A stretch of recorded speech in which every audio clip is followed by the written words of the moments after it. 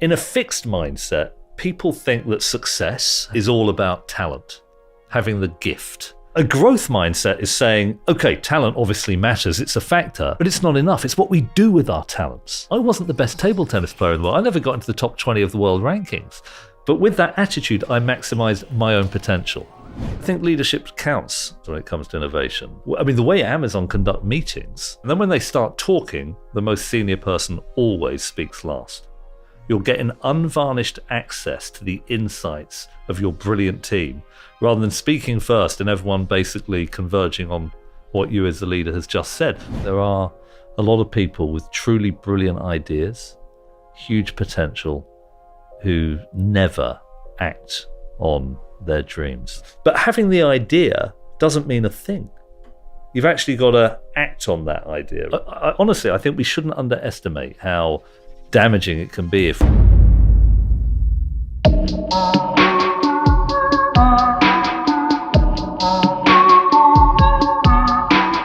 Matthew Syed. He's written some of the most important, challenging, thought-provoking books in the self-development, self-improvement, team development, team building, company building, leadership space. And his ideas are original. They are challenging, they are fresh, they are important. He was an elite level sportsman. And his ideas come from the world of sport, but also the world of business, from politics, from writing, from culture, from society.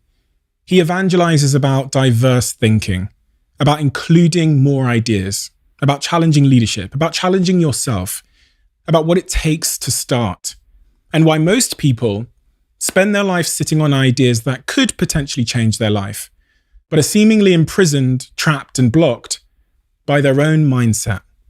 He talks about how some of the most talented people in the world can fall short of their potential, and how some people with seemingly no talent at all can achieve miraculous things. If you apply the learnings from this conversation, I have no doubt that it will make you a better person. It will make your teams more innovative, and it will lead you to living a more fulfilled life. So without further ado, I'm Stephen Bartlett, and this is the Diary of a CEO. I hope nobody's listening, but if you are, then please keep this to yourself.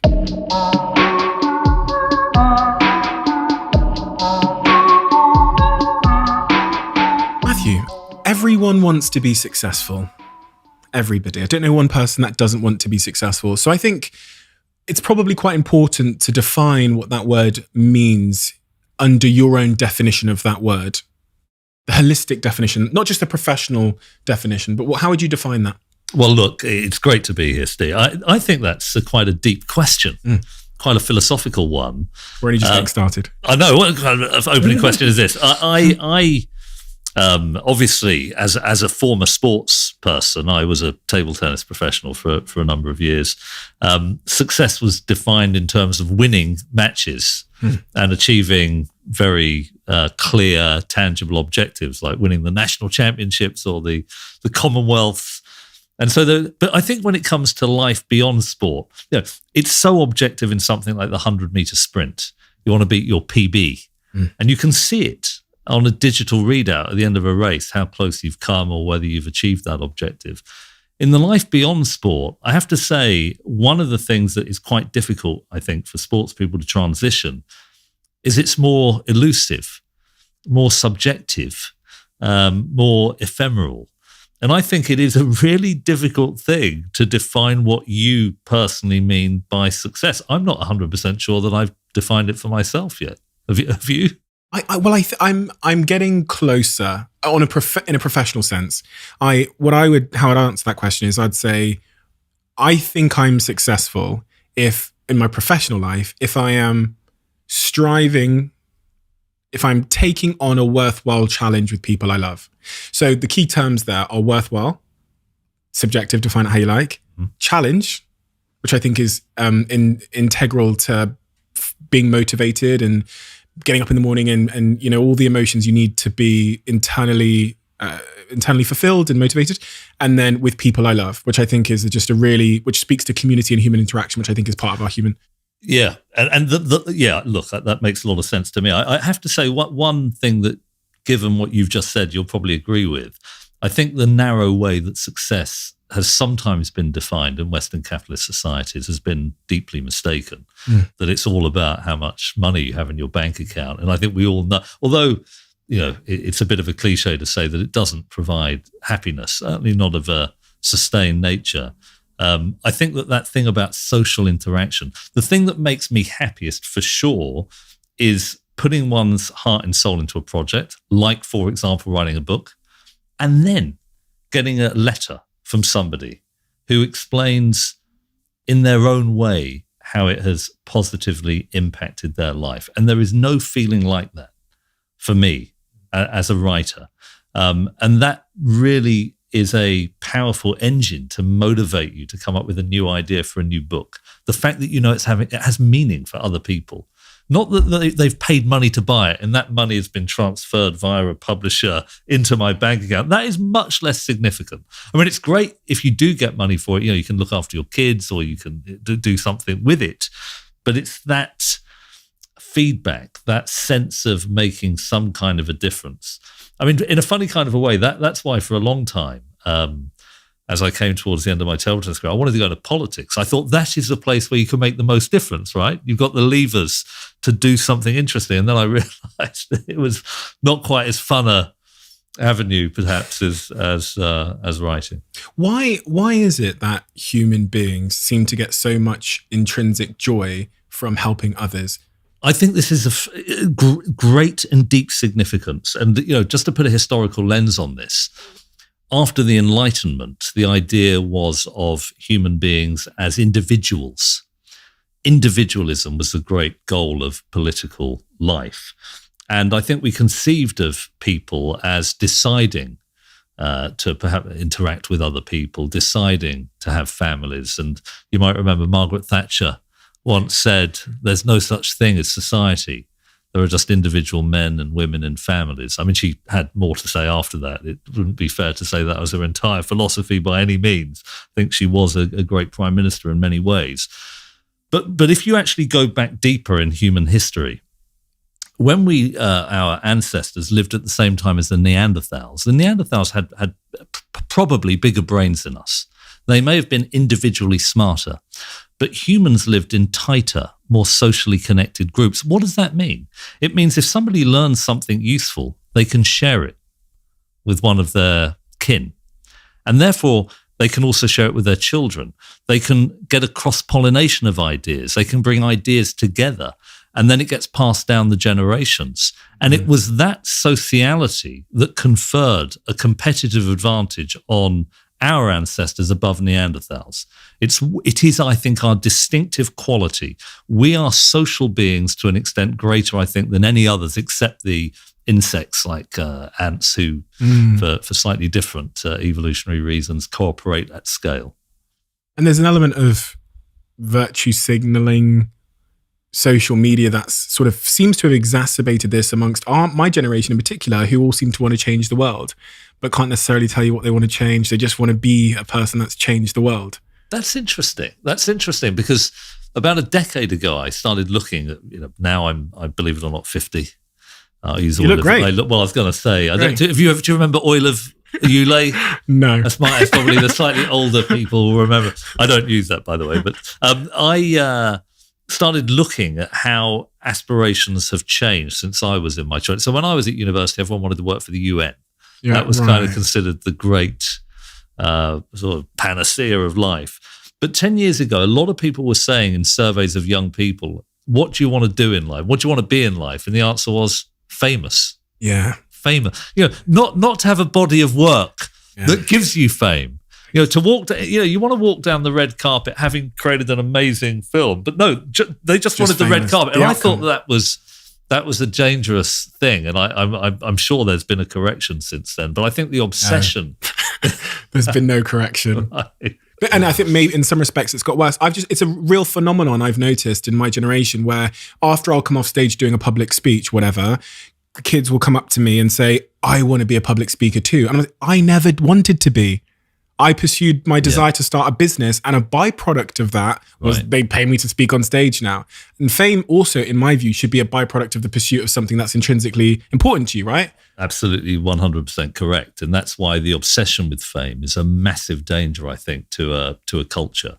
The thing about speaking, so a completely unintended side effect of writing my first book. So I'm finishing table tennis and I'm like, what am I going to do with the rest of my life? How am I going to define success? And I decide to write this book in 2000. When did it come out? 2010. Called Bounce. Yes, I remember. And an unintended side effect was being invited to give a speech at a big corporation, an investment bank, an American investment bank. And obviously, as an ex-ping pong player, I'm thinking, what is going on here? How am I supposed, imposter syndrome.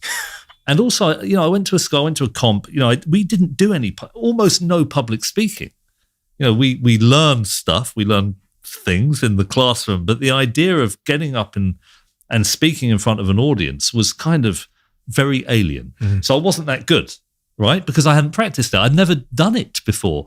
And I came off the stage and I thought, you know what? I'm just not cut out for this. If I'm invited again to give a talk to a company, I'll just politely decline. Then I thought, and it took me about, 48 hours to think, what a ridiculous way to hijack my own development. If you actually had the right attitude, if you had the right mindset, you can probably learn these skills and take advantage of these brilliant opportunities, because you always learn, don't you, when you go and speak at an organization. So I Googled public speaking practice. And the first hit was called Toastmasters. And this is like a global network of just public speaking clubs where other normal people go to the club to develop social confidence. And the one nearest me in Richmond was in Twickenham, just over the bridge. And there was Franco, worked at Lloyd's on the High Street, and Jane, just a group of normal. And you give a speech, they'd give you feedback. And the mentoring was a really important part of it, because you need a bit of feedback and what you could have done better. And then about 2/3 of the way through, there's something called table topics, where somebody writes a list of topics on cards, but no one else in the room knows what they are. So you have to go to the front, you pick it up, and then turn around and spontaneously talk for a minute on whatever topic. The first one I ever did was the Natural History Museum. That's terrifying, right? If you're not used to it. But you learn and you develop that skill. So learning how to speak publicly, it took me 3 or 4 years. And I'm not saying I'm brilliant at it now by any means, but my goodness, how much better when you have a can-do attitude towards it. And that brings us to the topic of mindset really nicely. I've heard you talk about having a growth mindset and a fixed mindset. What is the difference between the two? So I think, thank you. For what it's worth, I think this contrast is so important. I mean, I can talk about it through my own life, but in a fixed mindset, people think that success, however defined, is all about talent, having the gift, having the genetic inheritance, having the personality trait in order to excel.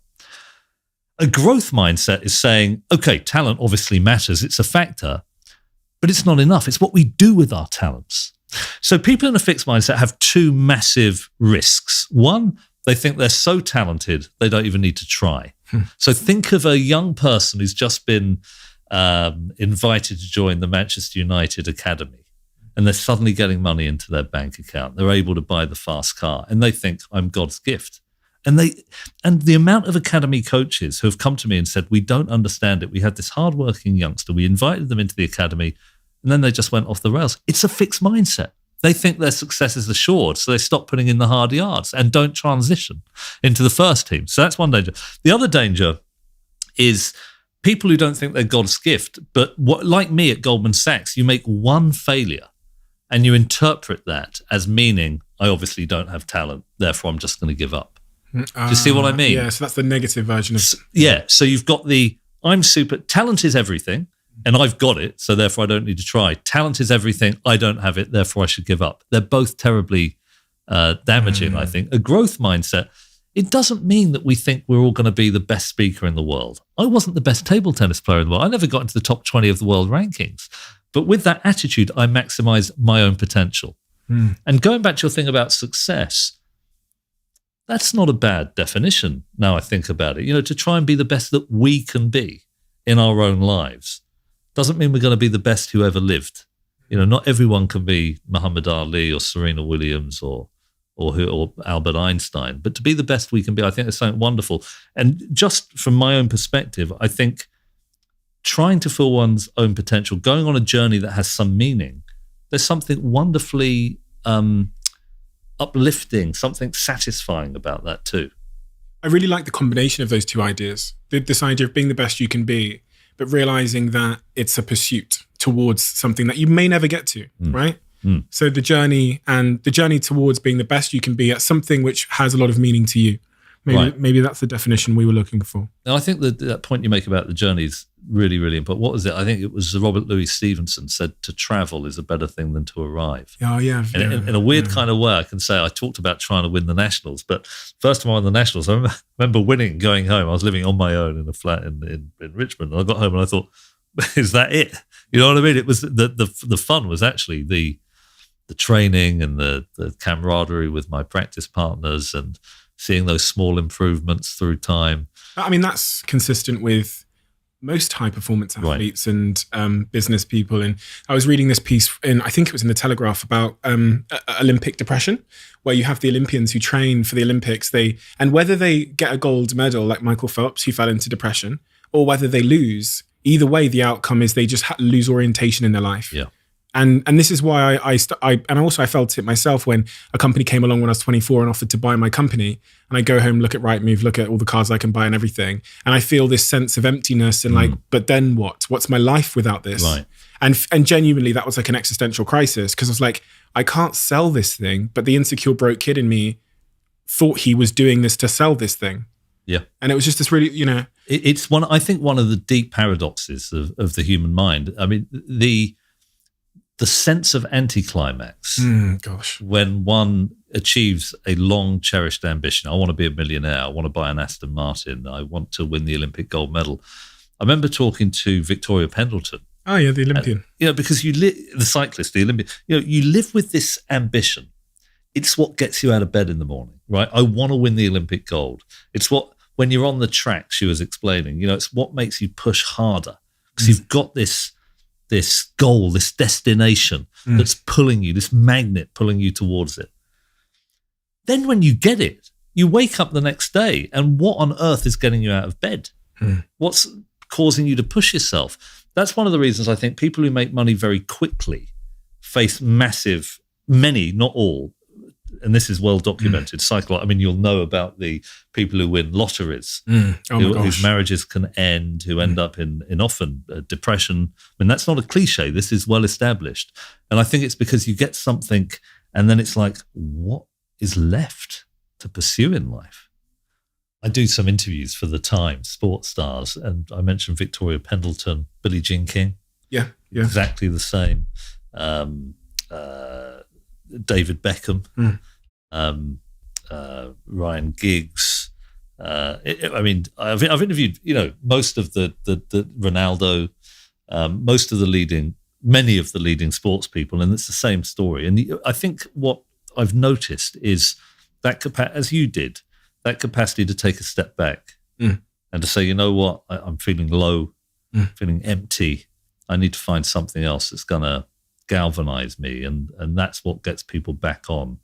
And I think the antidote is being aware of that. Yeah. And because then now when I achieve things in my life, I don't come into those achievements with this expectation of exponential joy. And so I can almost enjoy it more. Right.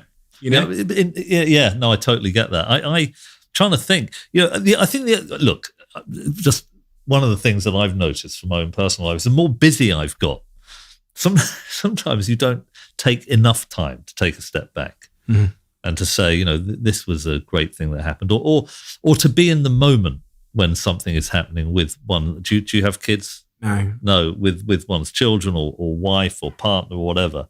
And I think I'm slowly, I write books on this stuff, but I'm learning all the time, and that's one of the reasons I want to do the podcast. I mean, when I read about you, I thought you've had such a different set of experiences to me. I'll learn a lot from you too. We've now had 2 subscribers come in and watch from behind the scenes. We're going to start picking more. So all you've got to do, if you want that to be you, is hit the subscribe button. Let's talk about failure then, something you talk about at great length. I think tend to believe that a lot of the reason why people don't reach their potential, however we define that, is because they are risk adverse. Mm-hmm. And failure is something they just can't, their self-esteem just can't bear. I think that's true. My own sense is that this has been exacerbated by the social media. So you tell me how the social media, it may have changed a lot since I wrote my first book for young people. But at the time, psychologists had come up with this concept of the curse of perfectionism. And their thesis was that young people are obviously now on the social media a lot. And a lot of people, when they're putting together their social media posts, they do it in such a way as to make their lives look really good. You know, this is the holiday I just had on this wonderfully sunny beach. And, they might even airbrush photos to make themselves look better. And this is my wonderful performance on the piano. And the problem is people then start to think that success is about looking and acting in a perfect way.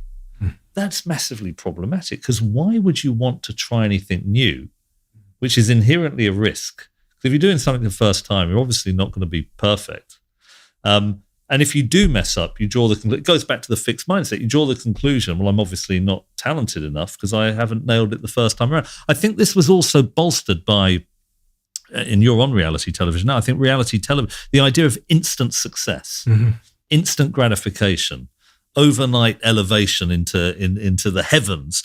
And if particularly young people think that success is like that, they don't realize the incremental steps you need to take to fulfill your potential. Because as you know, most businesses succeed because, I don't know whether you're familiar with the American jargon, but, you get a minimum viable product, you test the value proposition early, you find out the inevitable deficiencies in the prototype or the piece of software, and then you make adaptations. In Silicon Valley, they call it failing fast. In other words, they're failing fast in order to get to a better answer.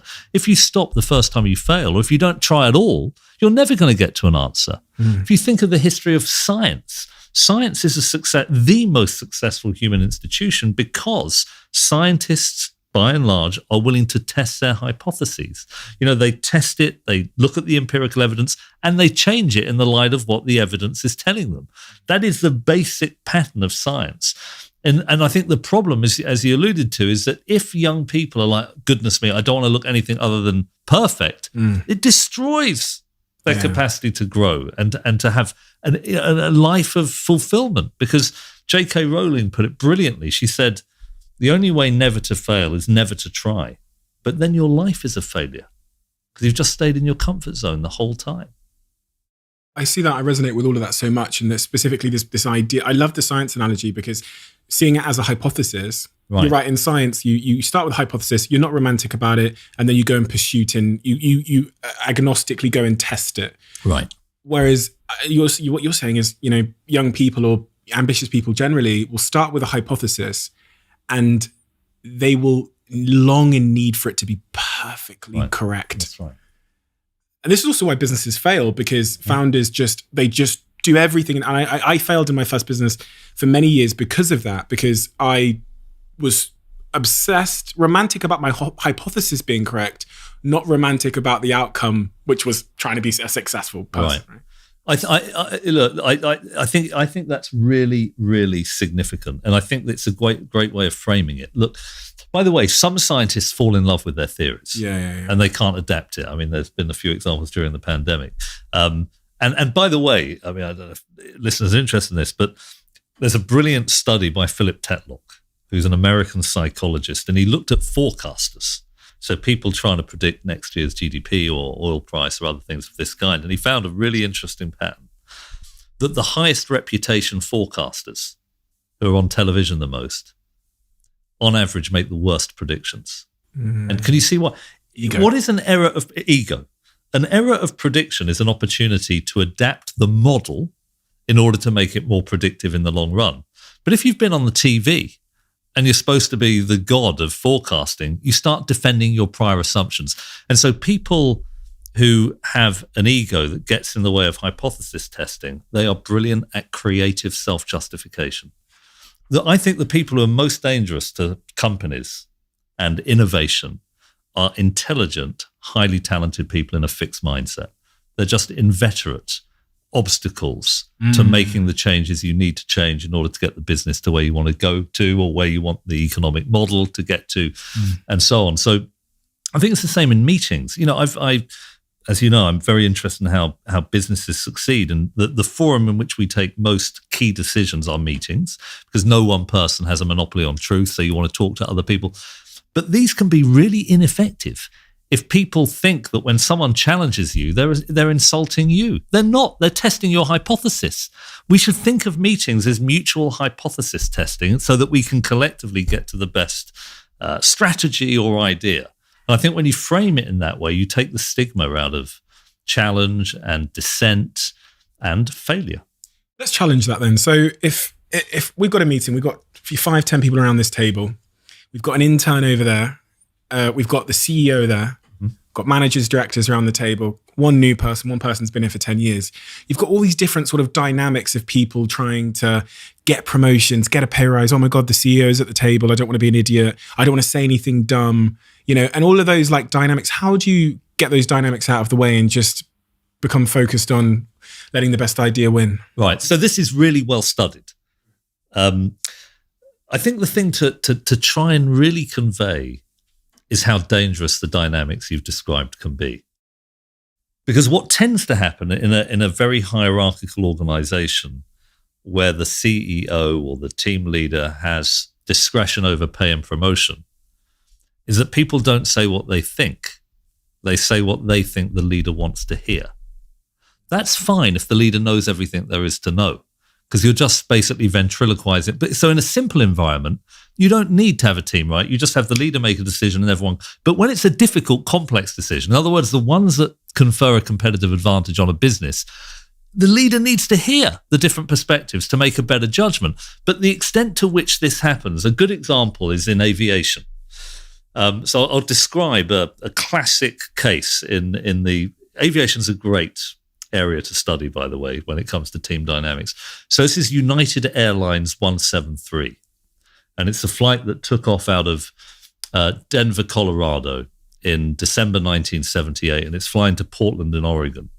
And as a plane's coming in on the final approach, the pilot pulls the lever to lower the landing gear. And when you're in the cabin, you hear it go down and clicks into place.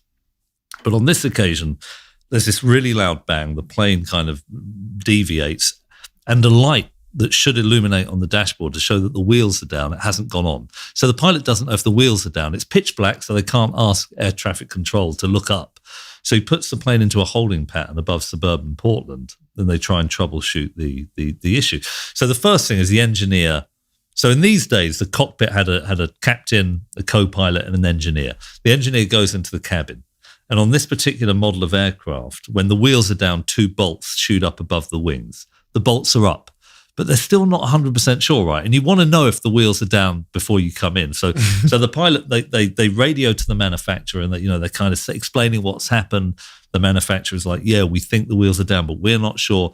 Then the pilot's like, I wonder if the reason that the light didn't go on the dashboard is because of faulty wiring. So he starts playing around with and the plane's still in the holding pattern as they're doing all of these different checks.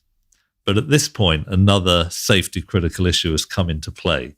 The plane's running out of fuel, right? And the engineer knows that the plane is running out of fuel because he can see it going down to 0 on the dials, right? He has a big incentive to tell the pilot that the plane is running out of fuel, because otherwise he will die.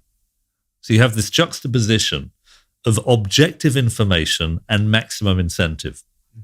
But in the 1970s, it was a command and control culture.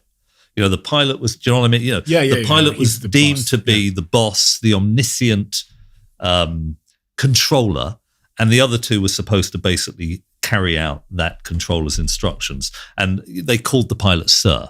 It was almost always a man, right? And so imagine if the engineer says to the pilot, now, why do we have a team? We have a team because no one person has all of the information. They're narrow in their perceptual bandwidth. Other things are happening at the same time. But if the engineer says to the pilot, you know what, we're running out of fuel, the implication is the pilot didn't know that already. The pilot might get offended. Isn't he supposed to know everything? And we know from this and many other incidents that in that situation, We don't speak to each other directly. We don't test hypotheses directly. We code our language. We mitigate our speech. And from the voice recorder, from the black box, we know that the engineer said, instead of we need to land because we're running out of fuel, critical information for the pilot to make the right strategic decision, he said, oh, we're kind of getting low on fuel here. And the pilot, because of the insinuation he knows everything, wasn't even listening. So the plane crashes. But not just that plane. A number of incidents in the 1970s of exactly the same kind happened because communication was so skewed by this very steep hierarchy. It happens in surgical operating theatres famously, where nurses can't speak up because they're worried, if I say something, this is the surgeon, the big cheese. And we know from, for what it's worth, from randomized control trial evidence, Lee Thompson at Northwestern University, meetings are a catastrophe, the vast majority of them. Absolute disaster. Because people are not sharing information. They're basically playing a political game to curry favor with the boss. So the short answer is you need what's called psychological safety. I hate the jargon. All that means is an environment where everyone feels they can be candid. And they can say what they really think, and hypotheses are tested. When Google did a big data analysis of its most successful software development teams, psychological safety was the biggest predictor of success because it means you're getting that interplay of ideas that's so important. It's interesting because, these big companies by definition, I guess, have more ideas. Right. But they are often the least innovative. Exactly. And that seems like a bit of it should be the other way around. One would think that the biggest companies would be the most innovative because they have more brains, more ideas, but they're just worse at... Yeah, that's an interesting point you make there. So bigger, you're right. So it's true. Well, let's think about that. What would generate good ideas? It's the number of ideas, not the number of people. If you have an organization with a very homogenous culture, very commanding control, a lot of sociological convergence, you might have 10,000 people all thinking the same way. I mean, you've seen professional services companies where you see the senior leadership team and they may look a bit different, but they're all absolutely thinking exactly the same way. They've been there so long. That's a big danger for companies. See, with cities, you increase the size of cities, they become more innovative. Companies get less innovative because they get so much convergence. They have a lot of people, but they think in the same. It's an echo chamber, basically, right? Yeah. Whereas startups, sometimes a startup might be an idea that's completely off the beaten track, and then suddenly you've got this opportunity to scale. But even with startups, often when they go public, they start to lose their capacity to innovate. And I think that's why, I've written a book on this. You need a culture of diversity so that you begin to protect and value the diverse ideas that enable an organization to anticipate future disruptions and come up with new innovations. Talk to me about creating a culture of diversity in your business then. If you're starting a company, if you're running a company at scale, how do you increase the diversity of ideas? Yeah, so the most important, for me, the most important thing by far is landing the argument as to why it matters. A lot of people don't think it matters. I mean, I remember going to an HR conference and the speaker was talking about diversity is a wonderful thing. You all need more of it, and it will always help you do better as an organization. And this really awkward customer at the back said, "Can I ask a question?" And they're like, "Yeah, okay." Imagine I am the coach of an Olympic sprint relay team. Yeah. And suppose I've got Usain, who was the fastest person in the world at the time, was Usain Bolt. Suppose I've got Usain Bolt in my team. And suppose, hypothetically, I had cloning technology so I could clone Usain Bolt, to have 4 Usain Bolts in my 4x100 relay team. There's no diversity in that team, but they're all very fast, right? Yeah. If you said you need to diversify your team, that would mean hiring slower runners. I don't want to do that as an Olympic coach. And it was like the air in the room, it's like it'd been punctured, and everyone was like, that's an awful thing to say. But he was right. That question was right. In simple activities, diversity of opinion, cognitive diversity doesn't help you. If it's obvious what to do, why would you want diversity? If you've already got a solution, a canned solution, you just need to scale it. You don't need diversity. But when there's a complex environment, that logic turns on its head. So if you imagine, for example, you've got 5 people, each one of whom has one brilliant idea, you might think you have 5 brilliant ideas. But if they all have the same idea, you've only got one. Yeah. All you need is 2 different ideas, and suddenly you've tripled, 300% increase in the creativity of that group. That's where cognitive diversity matters. And if your mission is to solve complex problems, diversity is the cornerstone of how well you do it. And once you land that argument, people start to, at the moment, people say, too many people think diversity is a politically correct box-ticking exercise. And when diverse voices come in, they're condescended to, they're not properly included. Once you realize it's a strength, organizations start to harness it to do the great things that they want to do. I can imagine that organizations don't know what they don't know, and they don't know what they don't have as well. So do you see what I mean? It's like an unknown Great unknown. point. So when these, like, let's say we got 6 white 60-year-old board members sat around a table of a company that's really successful, and then they go, what's their incentive to hire? They think we've been doing great. We're all very smart. Are you smart? Yeah, I'm smart. Yeah, you smart? Yeah, I'm smart. Yeah. And like, how do you make the case to them that they need to hire a black woman and that's going to help when they've just been killing the game with these 6 white men? Right. Well, it depends. So again, you're absolutely right to ask the question. It depends on the context. Yeah. Let's say, for example, the organization is an advertising company, and they've traditionally been selling to white middle-aged men who think rather as they do. If they only want to sell to white men, then there may be no advantage in hiring somebody with a different perspective. If they're seeking to broaden their capacity to sell to people from different demographics, they won't have the tacit knowledge that they need in order to do. If you think of the CIA, they hired brilliant analysts in the post-war period, and they thought they were the best intelligence agency in the world.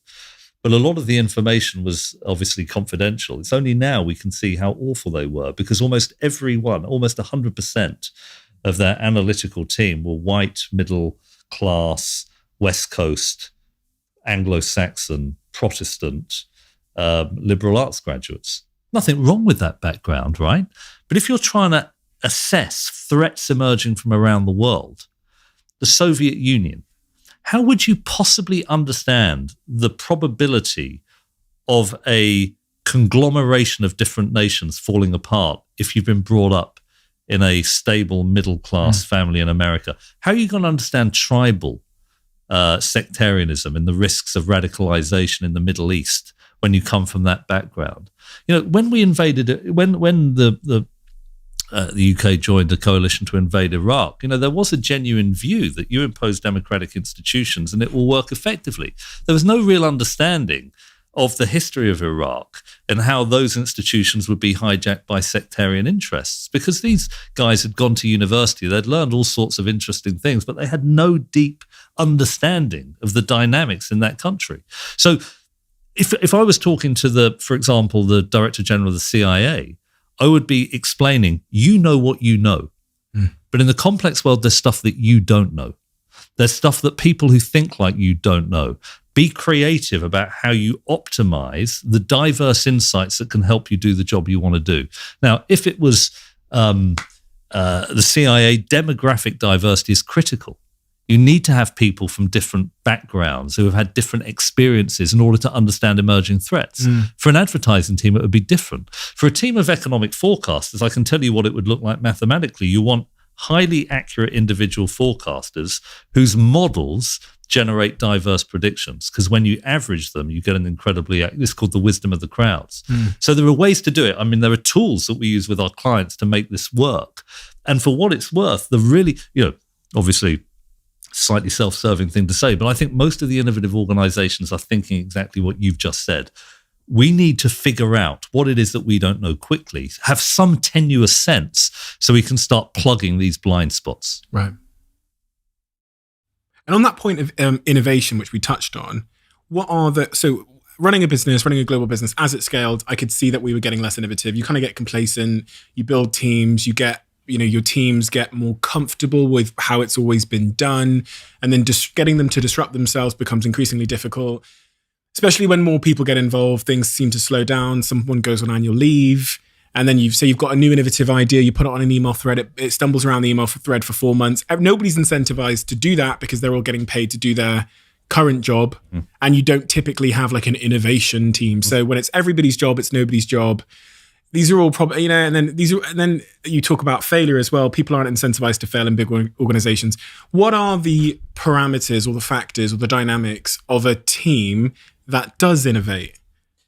So I think, I think that's all right. And I think it's a bandwidth issue. I mean, you talked about a team that's been successful thus far. I mean, take the legal profession, which have, used the billable hour for a very long time, have done a particular, and they're busy and they're making money. But I hope that it's not a particularly unique insight to say that many of these legal firms will be out of business in a decade if they don't leverage machine learning, right? And AI. In all sorts of different ways and start to disrupt their own. So you can carry on being busy whilst your equity value is about to disappear, right?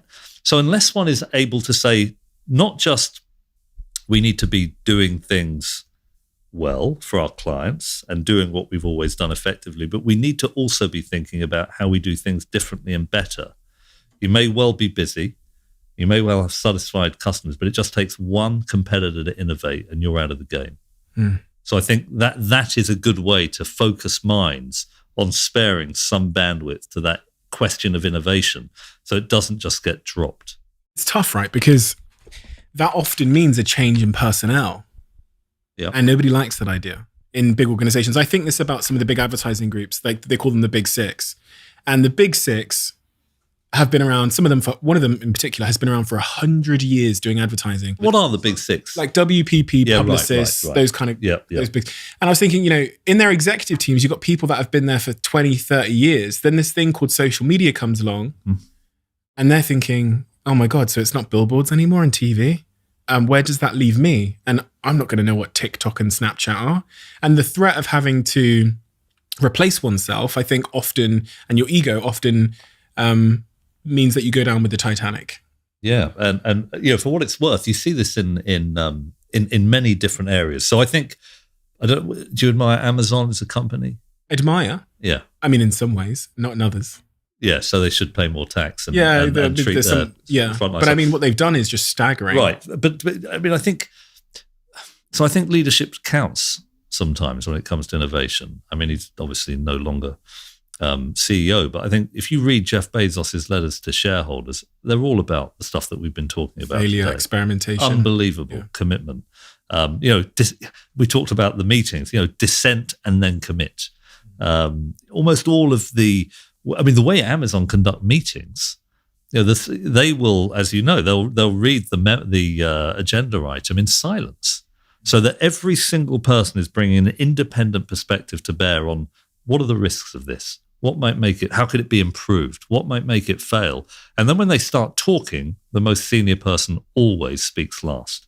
You'll get an unvarnished access to the insights of your brilliant team, rather than speaking first and everyone basically converging on what you as the leader has just said. So they have a range of ways of trying to ensure they sustain. But Amazon will probably struggle, but they've done well so far, and it's I think it's a good case study of how to sustain it. But it's not. But I've got to say, honestly, one of the things that I'm most interested in is, I mentioned I'm 50.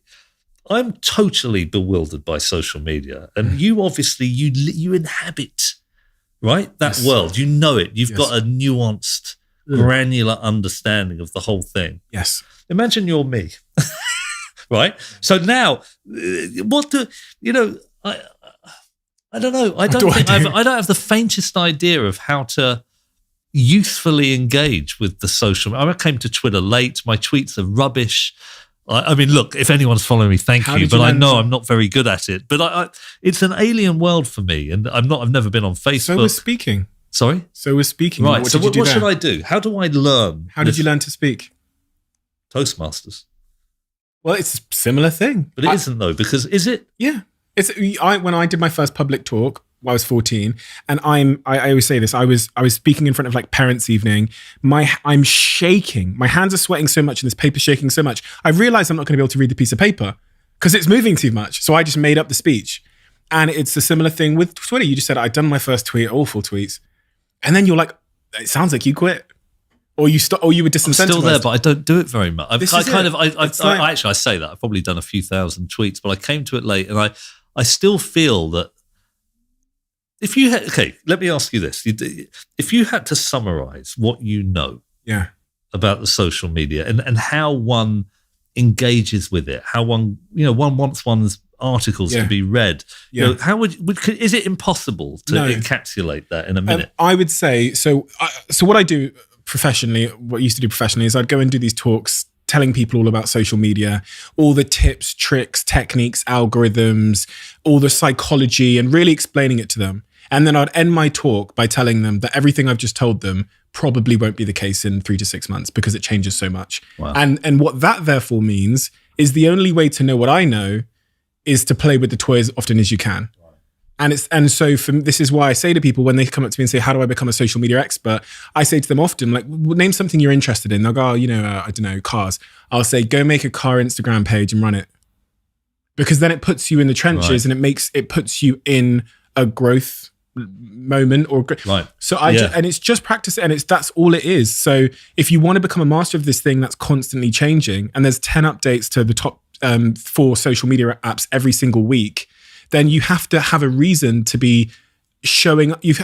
Life has to be giving you a reason to show up every day and open it up and look at it and perform these iterative tests which give you this feedback loop. Mm-hmm. So for me, the real savior for me as a social media CEO, and most of the things I went on to sell to clients, were learnings that I got from 2 places. The first is in my company, I created this thing called Ever Changing Landscape. Very, very simple, internal group. Everybody shares everything they know every day. Oh my God, I've just seen TikTok have launched this new button, goes into the group.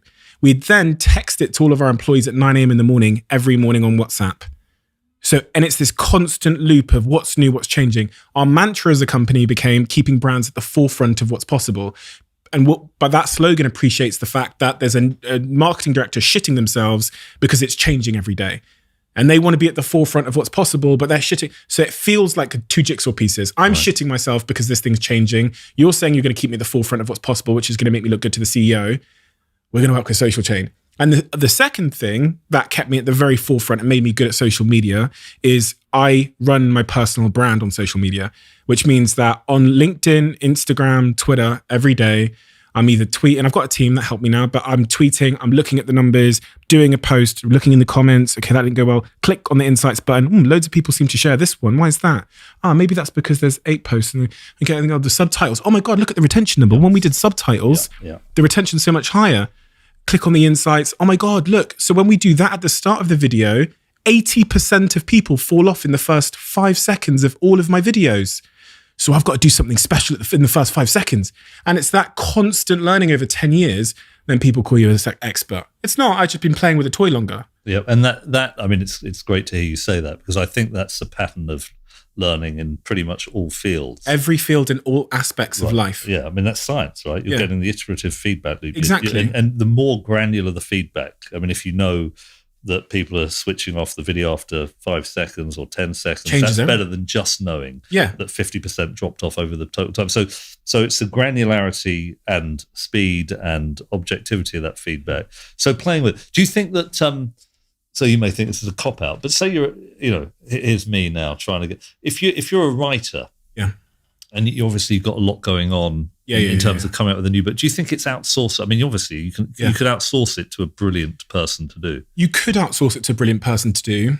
A lot of charlatans, a lot of snake oil salesmen. Right. So it's fine. How do you know what's good when you don't know what's good? You know what I mean? Well, that's one of the reasons I like. Well, I've as it happens, I have tried to do that, and I've had a number of proposals in, and I'll check with you at the end of this podcast. That's what we'll do in exchange. I'll help you find someone that is actually good. Yeah. That's the quid pro quo, right? You give me a lovely cup of tea, there you and go. you bought a podcast for it. What I would say is you can learn one or two channels with no matter how busy you are. And if you do learn 1 or 2 channels, the impact it will have on your business, as an author, as a someone that shares their ideas with the world and creates blogs, is tremendous. You only have to learn 1 or 2 channels better than 95% of people. And to do that, you just need to use it every other day. And if I was you, I'd be thinking Twitter, I'd be thinking Depends. Medium is an interesting one. I'm going to give you 3. Twitter, LinkedIn, and Medium. I wouldn't bother with Instagram if I was you. If you're a writer and you're the audience that you speak to with the ideas you convey, LinkedIn, Twitter, super easy to learn. And I know that sounds like really, of course I'll say that because I fucking but those 2 platforms I think will have a exponential impact on your business. It's interesting. So funny. So somebody in my office handles the LinkedIn and Instagram, but I've not really been on them enough and learned. So look, this is really, really, really helpful. Do you think that social media has been a force for good in the world? Because it's difficult. I mean, I don't know if you've been following the news on that you probably have the last 48 hours. But I see, we talked a bit earlier about how we can converge with people who think the same as us. And we've obviously seen that on certain types of social media where you get these echo chambers, Trump, the filter bubble, other things of that kind. But at the same time, you have access, if you want it, to lots of different voices, and people in certain types of societies can blow whistles on things that are going wrong. I think the political consequences of the social media are among the most important of my lifetime. Yeah. I obviously am not a native, and I have a particular analysis. What's your take on that? So the great things to come from social media, the first things that spring to mind are important ideas being shared at scale and change happening faster than it ever possibly could have. So you think about key movements around LGBTQ rights, you think about certain causes, you think about atrocities happening in certain parts of the world, having a window into those things and those ideas spreading very quickly, and the consensus being arrived at quickly, therefore action being taken quickly, therefore change and political change happening at light speed, I think is amazing. I think one could say being able to make some type of connection with people in faraway lands.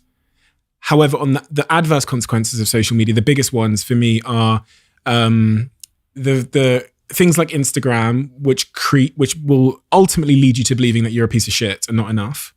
How does it do that? Because everyone's life looks so good. Everyone's amazing. Right. Right. So that does happen on Instagram. Of course, yeah. I mean, the algorithm will show you the prettiest people, typically the prettiest people that have the best lives. And then obviously there's this almost like Black Mirror-esque ranking where if I post a selfie and I'm not looking on my A game, I'll get less likes. So that's like the world going, 5 out of 10, Steve, today.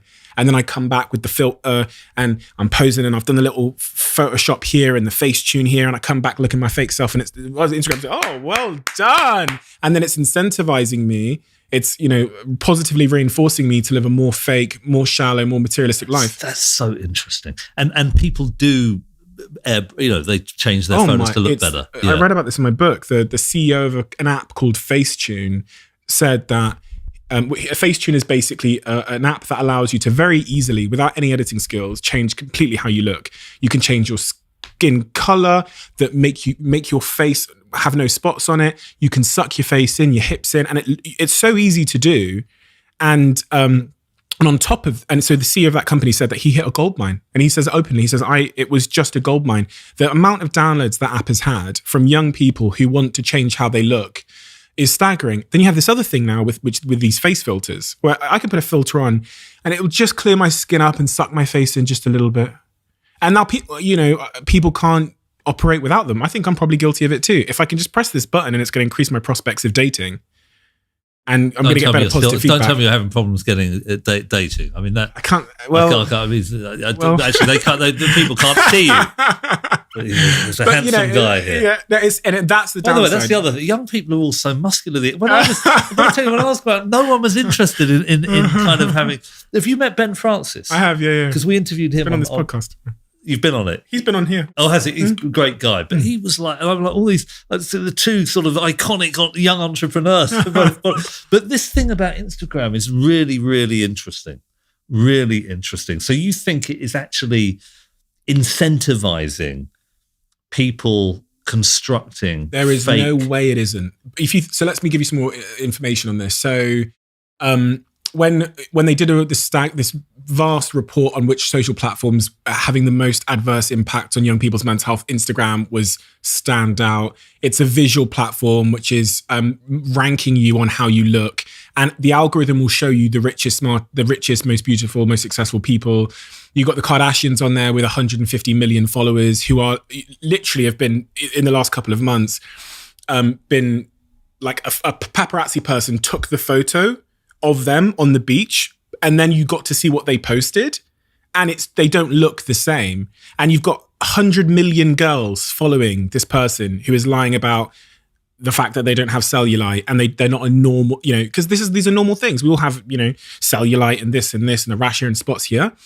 But and you think about how we attribute the value of anything in our lives through contrast in which the context in which we see it. So if you I talk about this in my book as well, if you put 3 TVs on a wall in an electronics shop, people will think the most expensive TV is too expensive and too bougie. They'll think the cheapest TV is probably going to break and not very good. So typically they go for the middle one.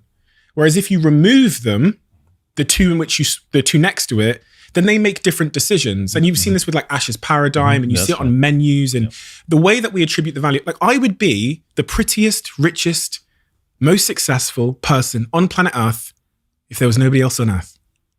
Because it's all a measure of comparison. And Instagram is a billion people measure of comparison. Where do I rank? You've written about this in yeah. I'll give you my book after. Yeah. I'm going to read it. Yeah, I'll give it the first few chapters. That would be a fantastic one. Was it How to Be a Happy Millionaire? No, it's the title is Happy Sexy Millionaire. And I'm kind of trying to Instagram bait people into buying the book, right? Right. Because much of buying books is virtue signaling. Right. So the other thing that intrigued me on the way here today was listening to the podcast where you say, this is my podcast. I'm slightly embarrassed about it. Don't tell anyone about it, whatever you do. Yeah. I would never have thought of that as a way of having a handle on a pod. I love that. Absolutely loved it.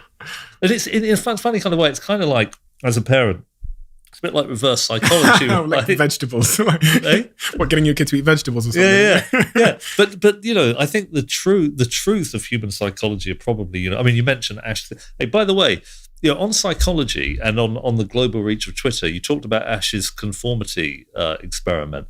That varies systematically around the world.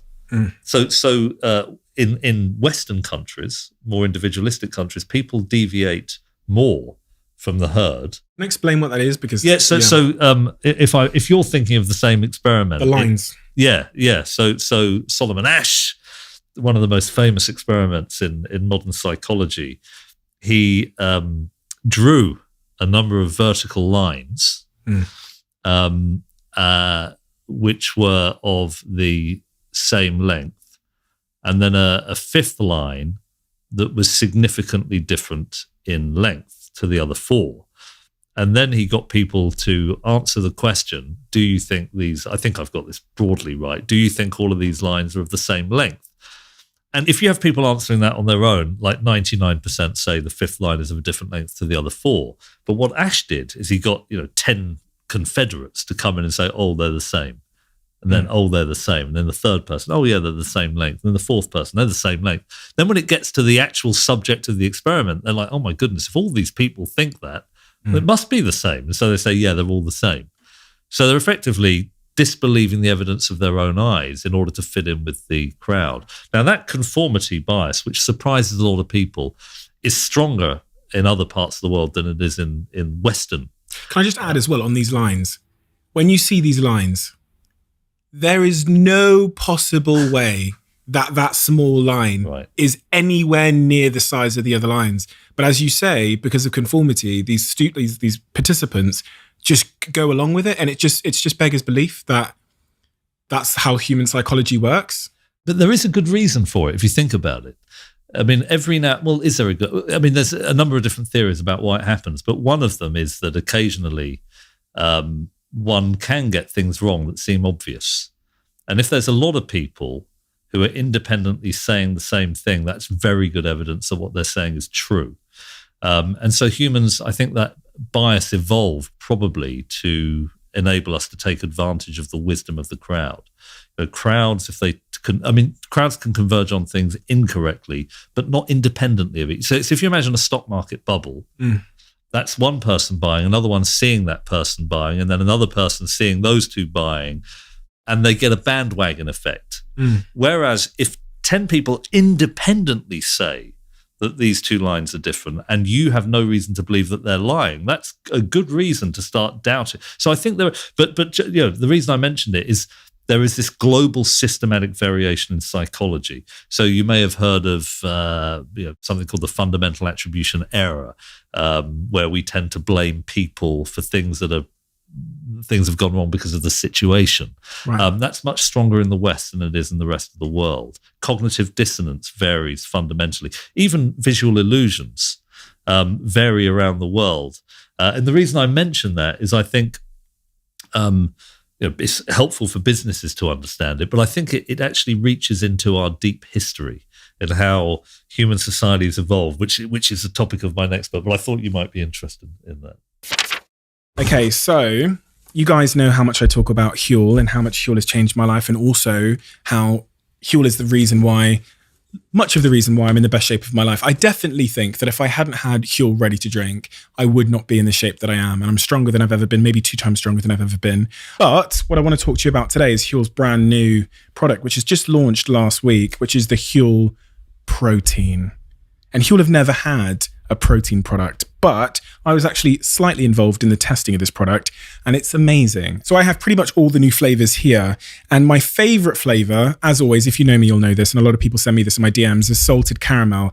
If you're looking to increase the protein intake in your diet and you're thinking about getting in great shape over the coming months, which I think a lot of people are, then I would highly recommend you try the salted caramel Huel Protein. Why try that?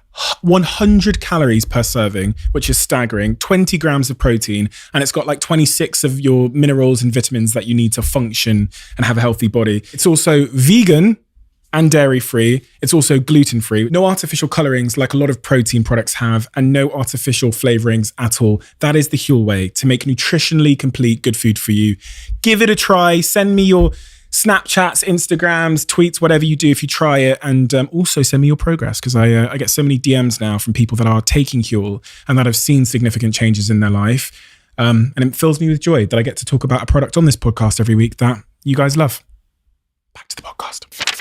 One thing I certainly do want to talk to you about as well is how, as an individual, because we've talked a lot about companies and teams, how as an individual one is to reach this is a super broad question, and I hate asking broad questions because you tend to get broad answers, but how as an individual one could reach their potential, or what are some of the fundamental things that block people from reaching their potential? We've talked about a fear of failure. We've also touched on the idea that people don't start because of that fear of failure, and they don't get the feedback loops. But what are the other common sort of threads that you see in the reason why people never get near their potential in life? So in addition to those things, so fixed mindset, fear of failure, risk aversity, all the things we've addressed. The other thing I think is I've become more interested in, it's related to what we've said, but I think it's different, is what you might call initiative or agency or proactivity. I remember having an idea, this is in the 1970s, early 1980s. I was going to table tennis competitions and carrying this very heavy bag, blue Holdall, Ascot Holdall, and thinking, my goodness, this is really doing my back in. And it was just retrospectively obvious that the solution to a problem that many people had who were traveling a lot is to put wheels on luggage, right? Wheeled suitcases, which we all have now. But having the idea doesn't mean a thing. You've actually got to act on that idea, right? You've got to say, right, I'm going to try and design something. I'm going to try and sell it to a department store.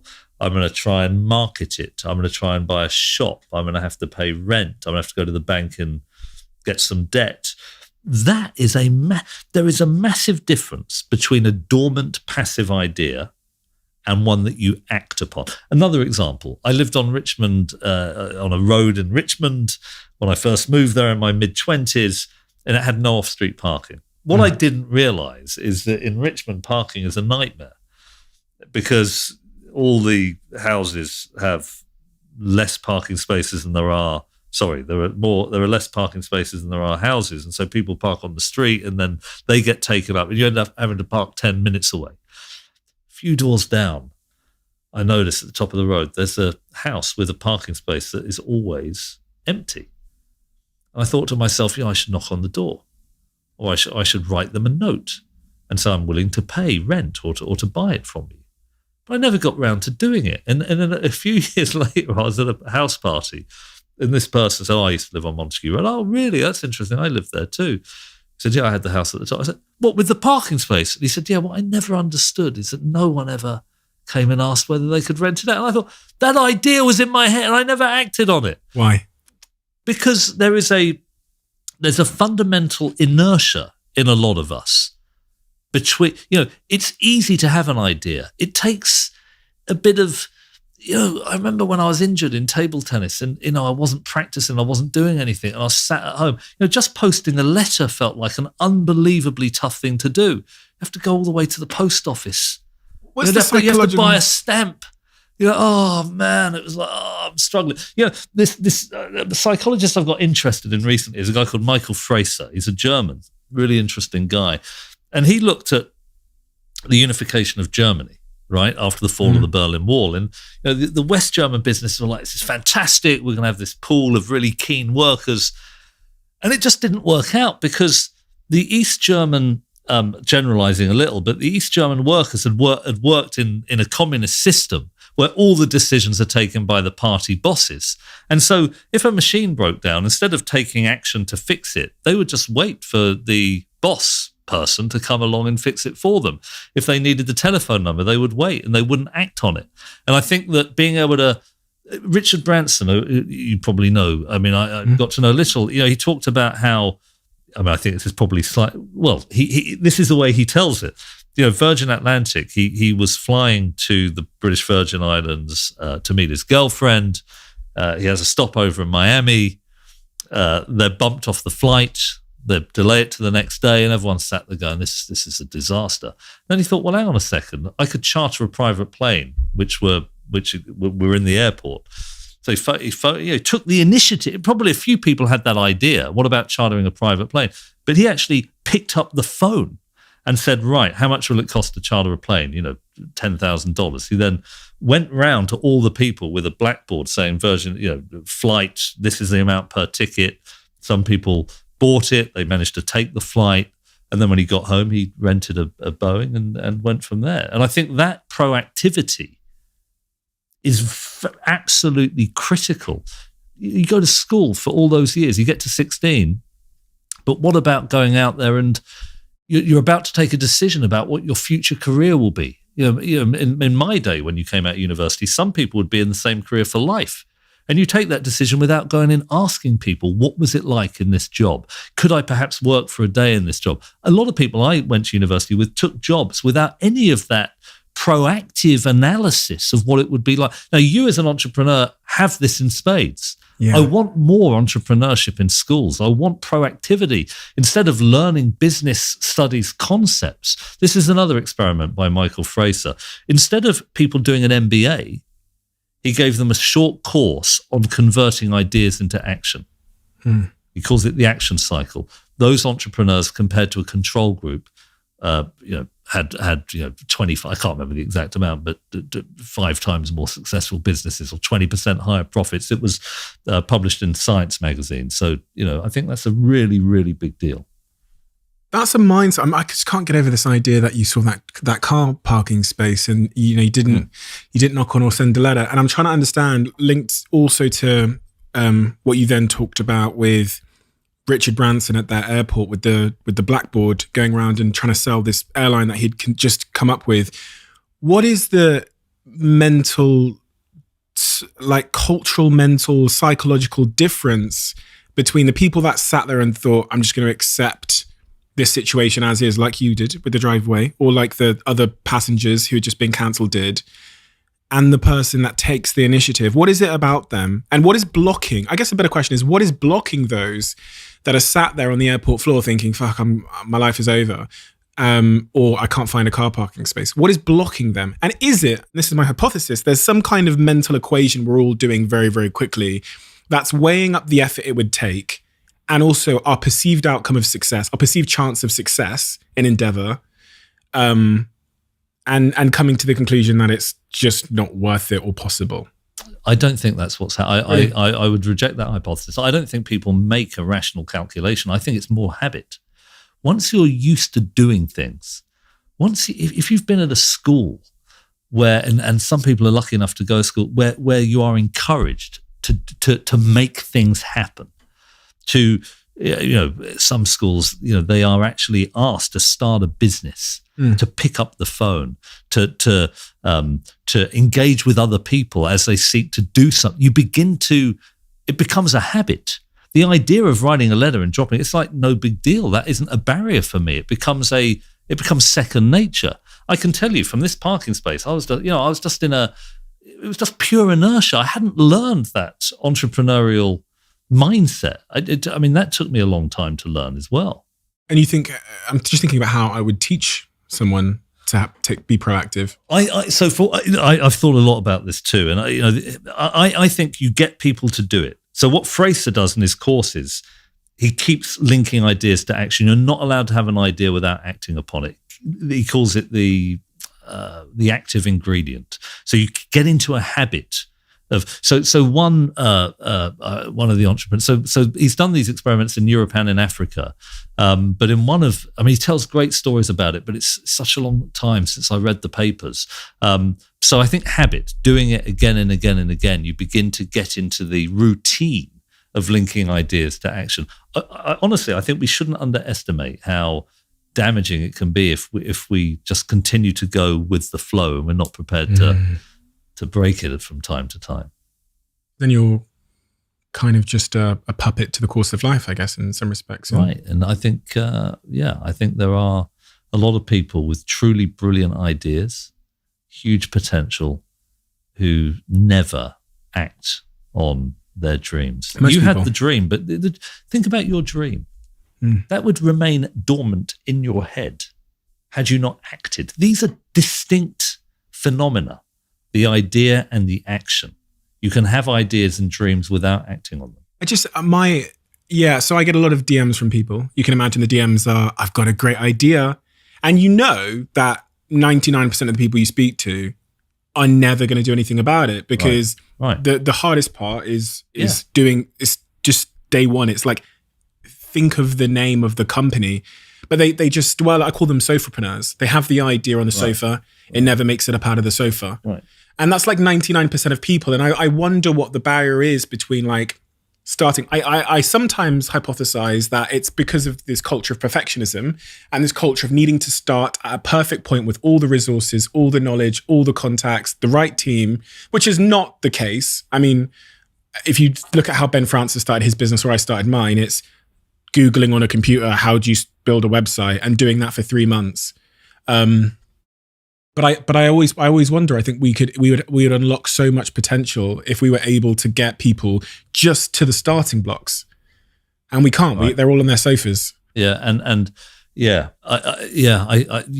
describe it brilliantly. A couple of things that might be worth throwing in. There's a guy called Mike Barton. He was the chief constable of Durham Police. And he kept getting rated the highest by the independent inspector of the constabulary. And I remember I was really intrigued by this. So I talked to him and met him. And he said that if he could, he would ask every wannabe police officer to take 1 year off to start a business and for it to fail or to succeed, just so they started learning using their own initiative, because that is what great policing is about. Stanley McChrystal was the head of the task force in Iraq after the invasion that were trying to quell the insurgency of Al-Qaeda. And at the time, it was it was a top-down model. People at the bottom were passive. If they wanted to get anything done, they had to go up the chain of command, get sign-off, and it would go back down. So lacking agility and not really using their brains.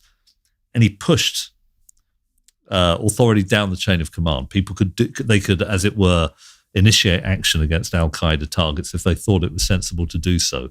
And it had a big, big effect on the success of the army, the number of operations, but also the percentage of successful operations. So I think that, I think there's a lot of different people who are working along the lines that we're talking about right now. But for me, education is a key. And I would like to see more work done in schools to really equip young people with this active ingredient.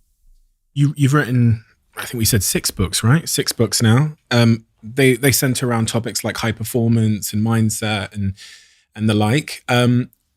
What's the biggest thing that you're a contradiction on in terms of what you can write about and know and profess to the world, but then you struggle with in your personal life to implement? That's a great question. I've never been asked that before. So one of the things I'm thinking, so I write newspaper columns, or a sports column for the Times and a political column for the Sunday Times, right? And I think one thing that I try to do is read other people who disagree with me, because that's a really useful thing, because either you really understand why you think they're wrong, or you realize there's a weakness in your own argument. But now I think the last fortnight I haven't been doing that enough.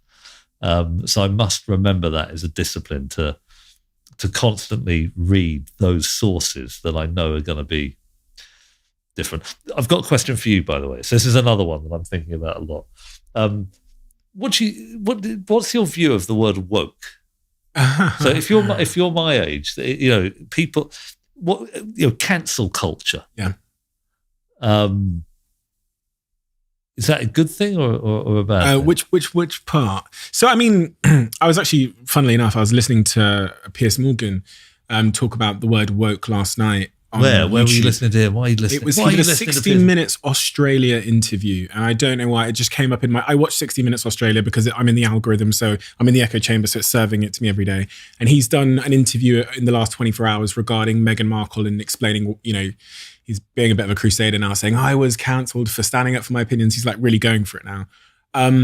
And so I don't really want to get into definitions, because then people are just going to, so cancel culture, I think, is a bad thing, because I think, we saw one yesterday where the cricket player who said some very, racist things 10 years ago when he was a teenager has now been suspended from the England cricket team 10 years later.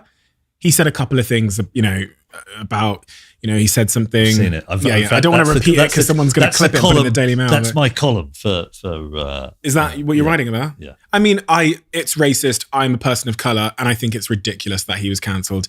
Yeah, he said some stupid jokes, some stupid, slightly racist jokes 10 years ago. Are we really going to create a culture where we're going to rid him of his livelihood for some stupid tweets when he was a teenager? Because I tell you what, I don't know a single human being that's not cracked a slightly inappropriate / partly racist joke in their lifetime. And this idea that publicly we're all angels, perfect angels, who are here to judge others to the same standard of false perfection that we portray, is just like deeply toxic. And then also, we're now on the idea of like free speech, we're now stopping the best ideas because we're judging them based on whether they fit or not. And this is, again, we talked about divergent thinking and having more diverse thoughts and accepting them and welcoming them and interrogating them for their merit, not whether they fit, I think is awful. And my last point, again, is there's been a couple of moments, Black Lives Matter, some other issues, where my opinion has been in neither camp. And it's just, totally unacceptable, because I would say Black Lives Matter issue, I did a post, the narrative was, if you don't speak out, then you're a racist. Silence is violence, blah, blah, blah, blah, blah. And after George Floyd was tragically murdered, I did a post saying, listen, people process traumatic events in various different ways. So going to social media and posting about it isn't actually a very human way to process trauma. So if someone isn't speaking, it doesn't make them a racist. And also, and the problem with the thinking there is, people will look at your opinion and say, he's not wearing our football kit, he must be one of them. And because he's not wearing our football kit, the socks, the shoes, the shorts, the shirt, he must therefore believe all of the things that the right believe. And they put you, and it's so binary. There's no appreciation or space for nuance. It's not the way to get to the best ideas, right? Yeah, I'm really glad to hear you say all that. I agree with everything you said. And I'll add one other thing. So I concur with all of those 3 points. I think they're very powerful. The other thing, I'm from a half Pakistani, half Welsh background, so I've had the P word a lot in the 70s and 80s, and I'm sensitive to racial discrimination. I saw my father not get promoted, a brilliantly talented person, not get promoted because of his colour. And that, it leaves a real scar on someone growing up. The other thing is I think it's a complete absence of an analysis of how to improve the lives of people from ethnic minorities. Cancelling somebody who sent a tweet 9 years ago in their formative years, it is almost like a fig leaf for true action. Civil rights movement was a great thing in America, in my opinion. Martin Luther King, the Civil Rights Act, the Voting Rights Act. But I think we have to acknowledge that it hasn't achieved many of its most basic objectives. If you look at the number of black people in prison, the education gap, the income and wealth gaps, I think there's a real empirical question about what we do. And it's not going to help those massively important demographic statistics to cancel somebody. And it's almost like it's a surrender when we should be doing things that can have a tangible effect. This is what my post said. It was 9 slides long, or 9 tweet threads. And the conclusive point was, I'm going to be black forever. So if you want to help me and my future kids and my kids' kids, a black tile on Instagram or a hashtag doesn't actually address the problem. Right. Canceling someone, telling organizations they need to donate doesn't actually help the problem. If you really cared, if your care was genuine and not survival oriented or virtue signaling orientated, you'd probably be thinking about systemic issues. And you can't capture or you'd be reading or educating yourself, which are all things that won't take place in the public forum. So go at the systemic stuff, or educate yourself.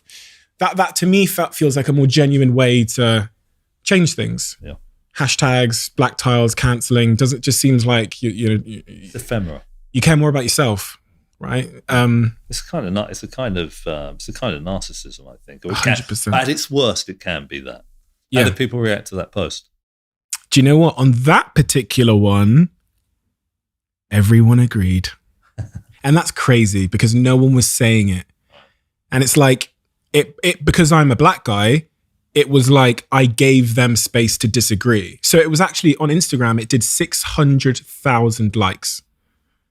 Wow. Which is a lot of likes, right? It did hundreds and hundreds of thousands of shares. My record is probably 50. It's one of my best performing posts ever. And it was funny because you had 3 black people in the comment section being like, meant to be angry at me. But then when I'd ask them, I'd say, which one of the slides do you disagree with? And tell me the sentence you disagree with. You can't find something you disagree with in the post. It's the sentiment that this is not the party line. Yeah. By the way, one other thing, the Wisden, the cricket magazine, wisden.com, have managed to find a post from an England player that was controversial, I think racist or misogynistic, but before they were 16 years of age. So they haven't published the name yet. But can you imagine if that person was suspended for something they said when they were effectively a child? Because we talked about failure. If anyone who aspires to the England cricket team never says anything publicly, never writes a school essay that might come back to haunt them, the way we learn is by saying things and then being challenged. You don't lose all of that if you basically just either toe the party line or say nothing at all. And that would be a catastrophe for a dynamic liberal society. Imagine all the progress that would have been lost had people not have stepped outside of the party line and stood on top of podiums and made speeches that people disagreed with and got them stoned and shot. And I mean, that's where most progress seems to come from. It seems to come from an outlier, an original thinker. Well, that's right. And I mean, it might sound old-fashioned to say this, but John Stuart Mill, Locke, the founding fathers in the United States, what used to be called the Western miracle. The fact that economic growth was very close to 0% for the first 2 million years of the species to which we belong, right? I mean, it was very, very tiny throughout our history. Somebody who was born in 2,000 years ago and somebody who was born 1,500 years ago would have seen very little change in society. And then economic growth started taking off in the 18th century, and now obviously it's doubled and trebled and quadrupled, and we expect growth to be 2 to 3% a year. And if we have 2 consecutive quarters of negative growth, we call it a recession.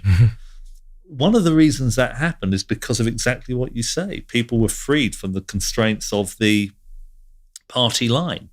You could say something that, for example, the religious authorities didn't approve of, that the sun is the center of the solar system, not the earth. You can test hypotheses. You can say the world is older than 6,000 years. You start to adapt your understanding of the world. That's science. That's technology. And I think the more constraint, now free speech doesn't seem fashionable these days, but those ideas, in addition, by the way, to things like due process, the thing that has made me trend, the only time I think I've ever trended on Twitter, is when I defended due process. So the idea that in order to be punished for something, you have to have had some kind of an independent process, some independent tribunal to establish, having listened to different sides of the argument, whether the crime had taken place. Now that, again, is something that takes societies a long time to create an independent rule of law, a judiciary that's in... And people were like, that's outrageous, because I was defending somebody who had been accused of a racist remark. Mm-hmm. And I said, yeah, racism's wrong, but let's wait for the process before this person is sacked. Mm. The implication was I was defending racism itself. But that is not the same thing. But I worry a bit that we're losing that distinction. I think there's certain people fighting back. Yeah. And that'll be, maybe it'll swing back the other way. Yeah, I hope so. I would hope so too. Self-belief. I'm very intrigued as to, some certain people in our society are more self-believing than others. You see differences in genders and races and backgrounds. And I think a lot of people in my DMs, and this is where the question comes from, I have so many young kids in my DMs that are struggling with confidence or lacking self-belief. And I wondered if you had any words of wisdom for those in my DMs that can't find confidence and self-belief. I think, for what it's worth, that self-belief, self-esteem, other things of that kind are overrated. And the reason goes back to something we said earlier. I mean, there was a movement in the 70s and 80s in Western education to build self-esteem in young people. And the way to do it was to let them succeed all the time, right? So you might remember this, but you give them easy tests, get them to pass, and give them lots of, and then praise them for how super talented they were. They get all this self-esteem and they can change the world. People were so worried about undermining self-esteem that there were no losers in sports days at some schools. I don't know have you heard of this? Everyone's a winner. Yeah, everyone gets a sticker. And that was all about building. It was called the self-esteem movement. Right, okay. But it failed. And the reason it failed is because people would keep succeeding and they'd get all this self-esteem. And then they'd be given a difficult test, right? Or they would leave school and they'd actually hit the real world where they would fail. And what happened? All the walls of their world would come crumbling down. Oh my goodness. I've never failed before. Right. Self-esteem that is fragile. And people would protect their self-esteem by not trying new things, right? And that's a disaster. Self-esteem can be very fragile. I like to talk much more about resilience. I want my children to be resilient, to try new things, to mess up, but not to be devastated by it. And that, I think, is a much better quality. Now, it may be that when people are talking about confidence, what they really mean is resilience. I want to be able to walk into a room, give it my best shot. Things don't go slightly wrong. I'm going to carry on regardless. Every person who's a success has had some really tough, difficult moments. And I just think that's an inevitable part of learning. How do we build resilience in ourselves? Growth mindset's very strongly related to it. So instead of, for parents out there, you probably have a very young audience. I'm showing my age, but the parents out there, it's very easy to praise young people for their talent. You're super they've just drawn a picture. You're super talented. You're the next Picasso. You think they're going to develop all this self-esteem. The problem, as I've said, is that, the moment they draw something that isn't Picasso, as soon as they get negative criticism, oh my goodness, I'm no Picasso after all. Much better thing to do is to praise them for the effort or the process. Well, I love the way that picture, the colours fit together. They think, oh, right, if I want to develop as a painter, I have to make the colours fit together in a more sophisticated way. You're aligning their mind and motivation with the journey they need to take to fulfill their potential. So it's good experiments, praising for effort, praising for process is a much more positive thing than praising for talent and fixed attributes. It's interesting because in my company, I came to learn that the most effective way to get my teams to innovate was to praise them for the effort and the process as opposed to the outcome. Because if it became about the outcome, the success or failure of the experiment, then which is largely actually outside of their control, right? When you're doing, so if I say to my team, right, we're going to build this website and we think it's going to do this, whether it does that or not, whether there's product market fit, whether it's a success or a failure, isn't actually in their control. The bit they can control is starting doing it and the process of getting to the point where we press go live. And so what I learned in the last year of my business was we would celebrate the conducting the experiment, not the outcome of the experiment. Exactly right. Okay. That is exactly the same thing. And it's interesting that if you look at R&D, have you heard of Six Sigma? Yes. Yeah. So one of the things, one of the big mistakes, Six Sigma is a great process, like lean manufacturing or your Toyota things of that kind. It's basically squeezing out variation, isn't it? Mm-hmm. So if you imagine making a car, or, manufacturing a car, all it takes is one component in the engine to be of the wrong size or specification and the whole thing won't work. So Six Sigma is about delivering and executing with no variation. But when you're innovating, you need variation. You need to try new things. If you're trying to create a new computer program, a new website, or a new drug, and you don't know which combination of ingredients are going to create it, you need to try lots of combinations. If you penalize people for failure, oh my God, and you're only judging them on the outcome, and it fails, and then they're like stigmatized, they will never try. You need, that's where fail fast comes. You've nailed it. That's exactly the insight that I think is important. And I guess the last thing I want to talk to you about is leadership, and how one can become a better leader in whatever field of life you're in, whether it's sports or whether it's business like me. What are the attributes of successful leaders? Well, I think it's a very difficult job. Leadership. Yeah, of course. Extremely difficult. I don't know if you'd agree with this, but I do think even in a psychologically safe, where people can speak up, a leader still needs to make the decision. I think it can often lead to confusion over who's in charge if it's a completely democratic organization. Oh God, You need leadership. Yeah. So I believe my own view, based on evidence, is that you need social hierarchies in order for organizations, institutions, and societies to succeed. But you want those hierarchies to work. So leadership, I don't think you can outsource it. You need to make judgments. You need to take ownership of those judgments. But I think if I had to say one thing, okay, I'll give you and this is based on knowing a lot of, many, many leaders in lots of different contexts over a long period of time. I think the best leaders have a hybrid approach to leadership. Okay. And what I mean by that is when you're evaluating what we should do next, you need to be humble.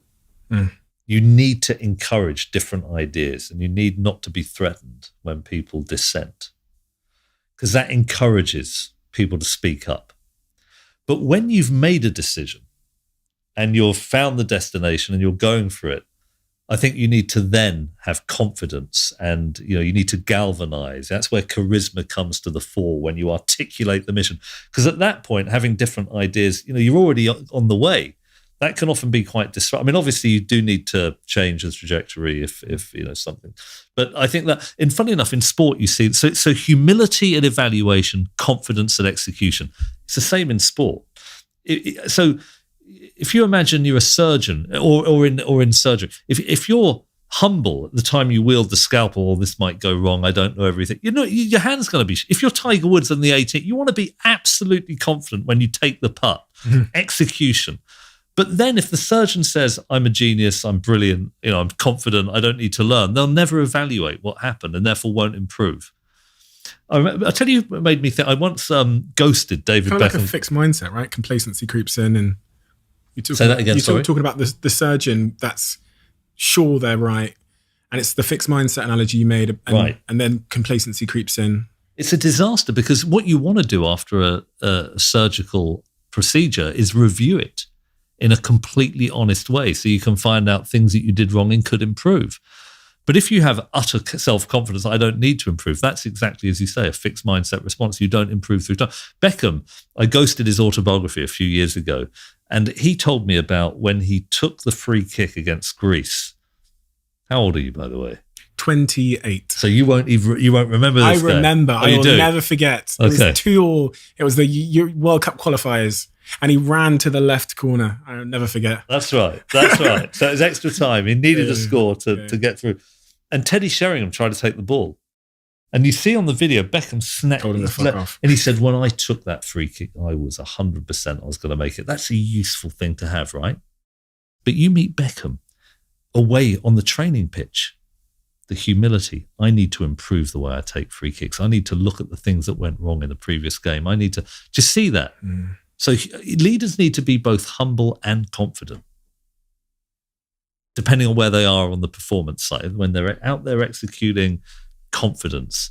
When they're evaluating, reviewing, humility.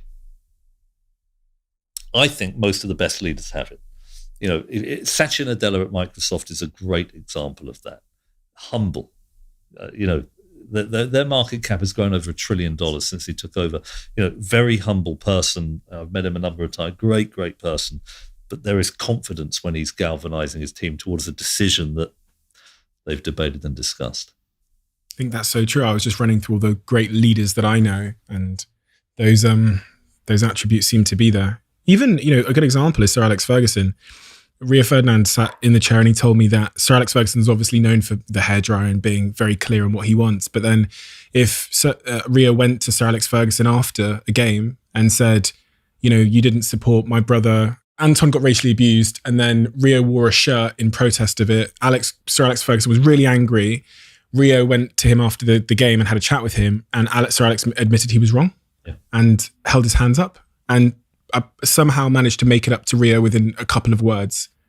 But that's right. That's exactly right. But it goes with Ferguson. He always hired assistant managers who challenged his perspective. Really? Carlos Queiroz, Mike Phelan, Meulenstein, McLaren. He also would often do competitions for his players to guess who would be in the opposition team. He would go to other clubs and watch the way they trained. Ferguson came from Govan, from a very working class background. He never lost his capacity to learn, never. And he always had a certain level of humility. But once they were out there and performing, he was incredibly self-confident. And I don't think that's a contradiction. Interesting. It makes me I was reflecting then on how important it is to be curious throughout your life, even when new technology like social media pops up and you're a little bit disorientated by it. And I see that in really great, successful leaders that I know in my life, business owners, CEOs, the ones that are the most curious tend to have the best long-term outcomes and longevity. And I think it's hard to teach curiosity. I do wonder myself, because obviously I made my money off social media. And even now, I'm getting too old for certain things. Are you still working in the business? No. I'm not working in the business anymore, no. I resigned at the end of last year. So now I'm a free agent working on a new business, but in a similar industry, slightly different, much bigger ambition, I guess. And I'm working across multiple industries. So I'm working in a psychedelics biotech firm that's about to list for several $1 billion.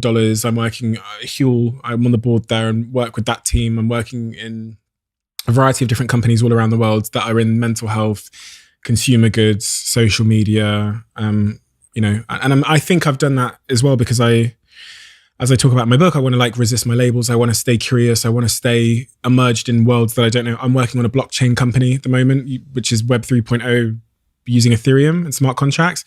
And I like being diverse in my thinking because I actually think that's where creativity comes from in a weird way. Yeah.